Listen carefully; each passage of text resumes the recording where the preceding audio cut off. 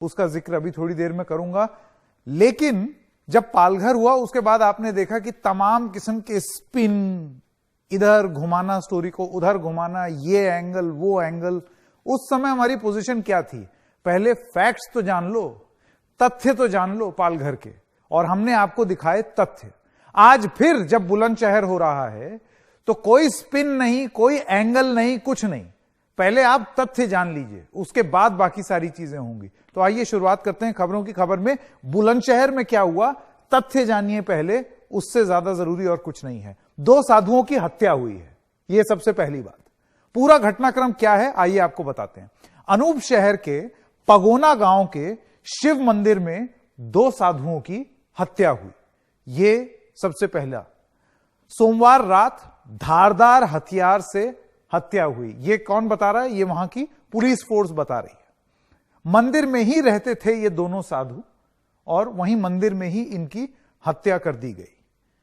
चिमटा चोरी पर डांट का बदला, यानी कि इनका चिमटा जो वो बजाते नहीं है साधु, वो चिमटे को चोरी कर लिया था किसी ने, तो इन्होंने, इन साधुओं ने उसको डांटा होगा चोरी करने पे, तो उसके बदले के लिए, बदले की भावना से उस आदमी ने, और ये सब तथाकथित है, ये सारी चीजें एलिजिडली है क्योंकि अभी ये जांच का विषय है, लेकिन ये शुरुआती जांच है जो कि पुलिस से हमको पता चला है।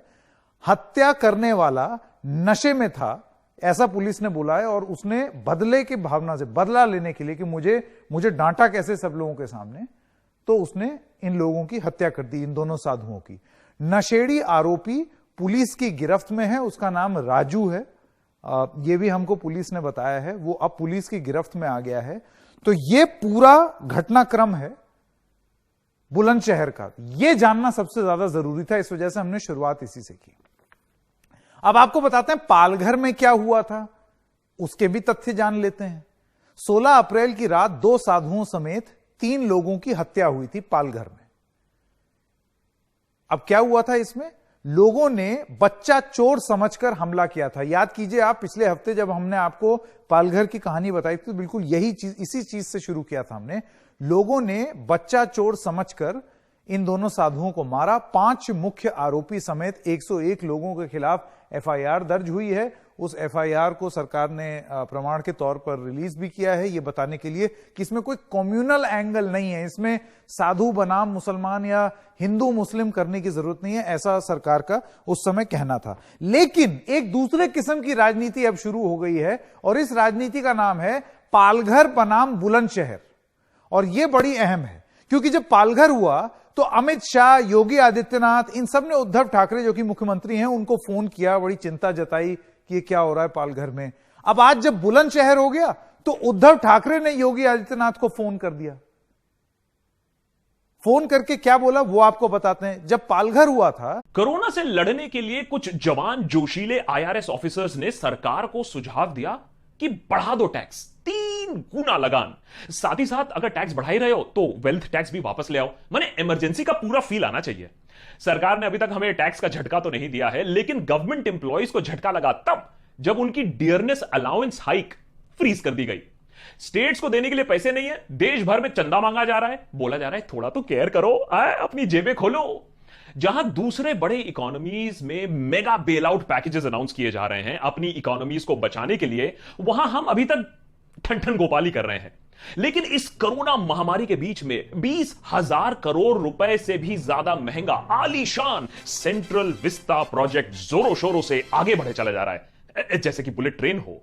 आम आदमी भूखा मरे या फिर उसकी नौकरी जाए, मुंगेरी लाल के सपने पूरे। क्या आप जानते हैं कि जिस प्रधानमंत्री केयर्स, पीएम केयर्स में हम कोरोना संकट को लेकर अपना योगदान दे रहे हैं, उसकी किसी तरह की कोई जवाबदेही नहीं है, उसका किसी तरह का कोई ऑडिट नहीं होगा। मैं आपको एनडीटीवी की एक खबर पढ़ के सुनाना चाहता हूं। कोरोना वायरस संकट जैसी राष्ट्रीय आपदा की स्थिति का सामना करने के लिए गठित prime ministers citizens assistance and relief in emergency situation या पीएम केयर्स फंड का नियंत्रक एवं महालेखा परीक्षक यानी सीएजी ऑडिट नहीं करवाया जाएगा। सूत्रों ने शुक्रवार को एनडीटीवी को यह जानकारी दी। सीबीआई कार्यालय के सूत्रों ने कहा, चूंकि यह फंड व्यक्तियों और संगठनों के दान पर आधारित है, इसीलिए हम इसकी जांच नहीं कर सकते। आगे क्या है इस पर गौर कीजिएगा। 28 मार्च को कैबिनेट द्वारा गठित पीएम केयर्स ट्रस्ट के प्रधानमंत्री नरेंद्र मोदी चेयरपर्सन और वरिष्ठ कैबिनेट सदस्य ट्रस्टी हैं। सीएजी के एक वरिष्ठ अधिकारी ने कहा कि जब तक ट्रस्टी हमसे ऑडिट करने के लिए नहीं कहेंगे, हम खातों का ऑडिट नहीं करेंगे। रिपोर्टों के मुताबिक सरकारी सूत्रों ने कथित तौर पर कहा है कि ट्रस्टियों द्वारा नियुक्त पीएम केयर्स फंड का स्वतंत्र लेखा परीक्षकों द्वारा ऑडिट किया जाएगा। दो मुद्दे, इंडिपेंडेंट लोग, स्वतंत्र लोग इसका ऑडिट करेंगे। अब ये कौन है अभी तक स्पष्ट नहीं है। यही नहीं, क्या कहा कि जब तक ट्रस्टी हमसे नहीं करेंगे, और ट्रस्टी कौन है? प्रधानमंत्री नरेंद्र मोदी चेयरपर्सन और वरिष्ठ कैबिनेट सदस्य ट्रस्टी हैं। मैं आपसे क्या कह रहा हूं दोस्तों, इतने बड़े संकट में जवाबदेही तय होनी चाहिए। आपने अचानक 4 घंटे का वक्त दे दिया और देश को लॉकडाउन कर दिया। नतीजा यह हुआ कि गरीब सड़कों पर आ गया, उसे ढेरों तकलीफें हुई। कम से कम 30 लोग सड़कों पर चलते हुए मारे गए। मैं नहीं बोला हूं तेलंगाना से वो 12 साल की लड़की जो निकली थी, अपने घर से 50 किलोमीटर दूर थी, उसकी मौत हो गई। मैं नहीं भूला हूं महतो की वो शक्ल, वो जा रहा था बेगूसराय, बिहार जा रहा था वो, और बनारस में आके उसने दम तोड़ दिया।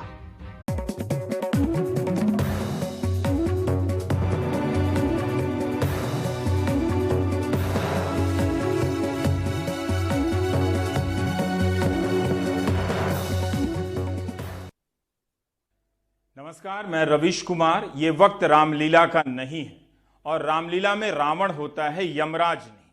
दिक्कत तब होती है जब यमराज रावण का कॉस्ट्यूम पहनकर सड़क पर आ जाता है। कोई भी कंफ्यूज हो सकता है कि बता तो रहा खुद को यमराज है, लेकिन पहना रावण का लिबास है। तो मेरा दूत कोरोना हर लेगा तुम्हारे प्राण और तुम्हें ले जाएंगे यमलोक। यमराज आए हैं मौत का दूत बनकर दिल्ली वालों को चेतावनी देने कि घरों में रहें। यमराज ने कोरोना को अपना दूत बनाकर भेजा है उन्हें ले जाने के लिए जो बाहर निकलते हैं। दिल्ली पुलिस की नीयत काफी ठीक है, वो लोगों को घर में रहने का संदेश दे रही है, मगर प्रतीक के तौर पर यमराज का चुनाव शायद ठीक नहीं है। मौत के नाम पर जागरूक करने से भय फैल सकता है और उस भय के कारण तरह तरह की अफवाहें या कोरोना बीमारी की सच्चाई भी नहीं है। जरूर लोग मरे हैं, मगर इससे ठीक होने वालों की संख्या मरने वालों से कहीं ज्यादा है। तो कोरोना को यमराज बताना ठीक था।